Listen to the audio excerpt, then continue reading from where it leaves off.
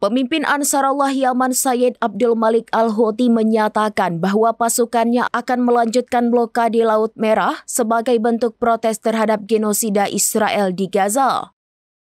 Mengutip Al-Mayadin, pernyataan ini diutarakan oleh Al-Houthi dalam pernyataan pada Kamis 18 September 2025. Al-Houthi juga melontarkan kritik keras terhadap keterlibatan rezim Arab dan komunitas internasional yang dinilainya diam saja dalam menghadapi kejahatan abad ini.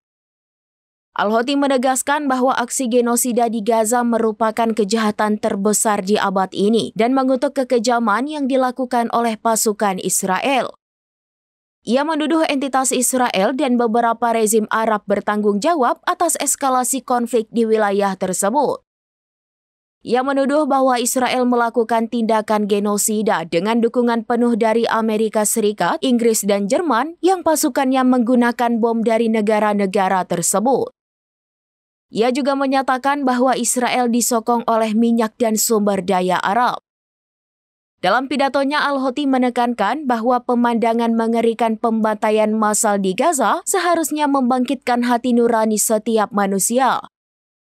Ia menambahkan bahwa kebisuan yang ditujukan oleh komunitas internasional menunjukkan keruntuhan moral.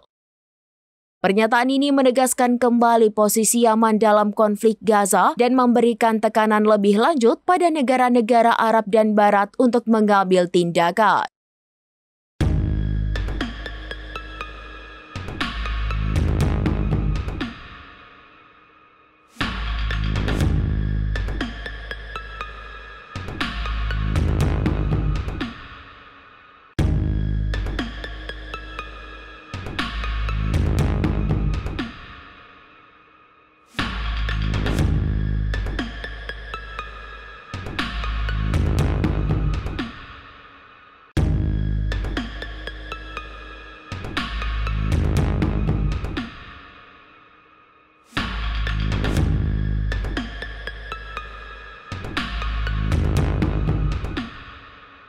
Download Tribun X sekarang, menghadirkan lokal menjadi Indonesia.